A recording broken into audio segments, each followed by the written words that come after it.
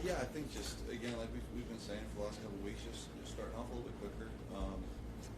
I think there is a lot of stuff that is, surprisingly, good that you take out of that game. Especially from a pass game standpoint that we were able to do late in that game, and to get ourselves all the way back from that hole is it's rare. I think we were close to finishing it off, and unfortunately didn't. There's no moral victory, but a lot of teams let that bury them early on and aren't able to climb out of it. And fortunately we were, but it wasn't enough. But I think just early on, like we talked about, just getting everything rolling, staying smooth, and trying to eliminate some of the mental errors and some of the stuff that's easily fixable. Yeah, the most completions in the third those passes. Did it feel like a lot while you were playing, or did it feel like college? It did feel like a lot. It did feel like college too. It felt a lot like Cal, and I know it's not a world we want to live in.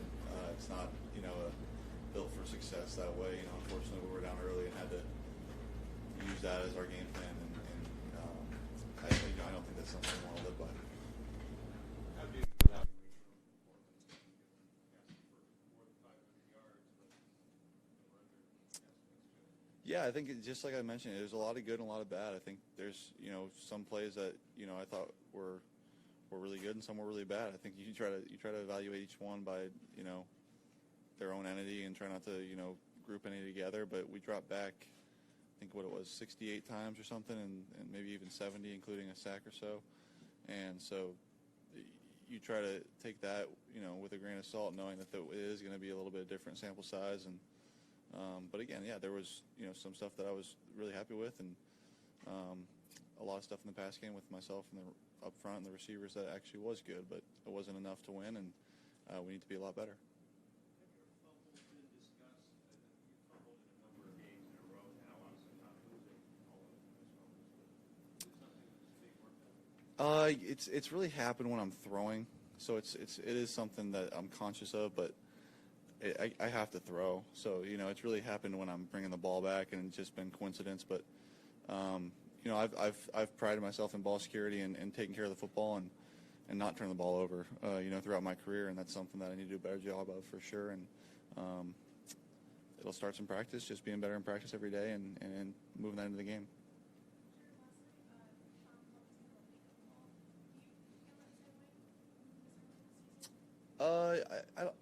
I mean, sure. I think it's just going to be good for us to look back on, and something that we'll learn from. And I think it's something that kind of created a little bit more urgency with everyone, and understanding that we do want to win every game. It is hard to do that, but at the same time, we need to play better regardless of win or loss. We just need to execute better and be ourselves and do what we do. And if we do that, we should be fine. How do you describe the team? We're fine. Yeah, we're 3-1. We're in a good place. I think I've certainly been a part of a lot worse than this, and I know a lot of the guys on this team have as well. But you look at it with good perspective. In the first quarter of the season, we went 3-1. We're still in a great place. We got a nice division game this week to get a chance to go up there to Seattle and hopefully do some good things.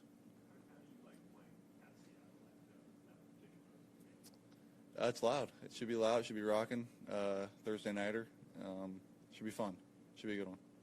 Jerry, how does Jadeveon Clowney change the defense, especially after they traded away Frank Clark, who had career high 13 sacks last week?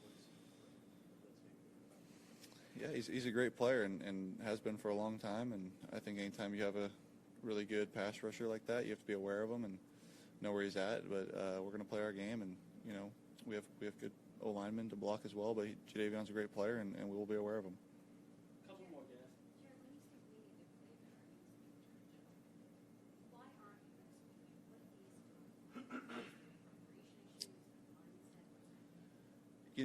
I think there's a multitude of things. I don't think over the last 4 games, I wouldn't say we executed extremely poorly. We just probably didn't execute up to our standard. And we did go 3-1, and we did win some games and do some good things offensively. But I think yesterday's a perfect example where we did execute well on a lot of fronts and did do a lot of good things, but just consistency and doing it for the whole game was not there. And I think that speaks better to what we need to do better, is just be more consistent and be more focused, play in and play out. And it starts with me, and it starts with just every play, every day in practice, just being better. And just continue to raise that standard and raise our level of play.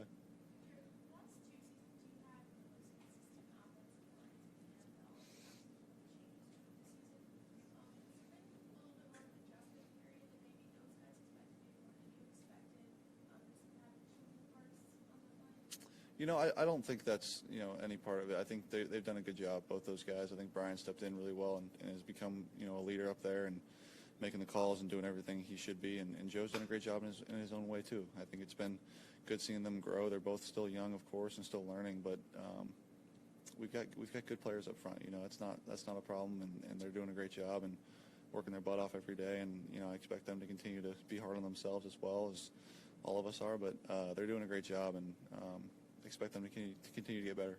Jared, last year, Thousand Oaks, as a city, went through a couple pretty public tragedies with borderline shooting and fires, and I know they impacted the Rams greatly. How did the Rams come together around this town? And looking back on that, the responsibility you took with raising money and everything, talk about your role. Yeah, sure. That was a tough time, and it all happened so fast, and I think, you know, parts of it was, you know, overshadowed by the fires, and you kind of forget of what happened with Borderline. But you know, it's so close to home here, and it hits so close that, you know, you're so affected by it. And I tried to, you know, just be the best, you know, leader I could be in that situation. And I know there's nothing I could ever do to ever, you know, be able to help, you know, the families, you know, with their loss. But, you know, just trying to ease some of it, and I think we were able to do that, raising some of the money through California Strong. And then with the fires, yeah, it was all the same type of thing, just trying to, you know, ease some people's pain. And I think last year that Kansas City game was, you know, a great example of trying to do that, and as well as raising money and trying to just be comforting and be a safe haven for those people. Is your division tougher? Is your division tougher this year? A few good teams in our divisions. Yeah, we got 4 good teams. You know, it's tough every year, and you know, up to this point, yeah, there's you know, 3 teams with 3 wins, and it should be a tough one. You know, we'll be excited to go try to repeat for the 3rd time. Thanks, guys.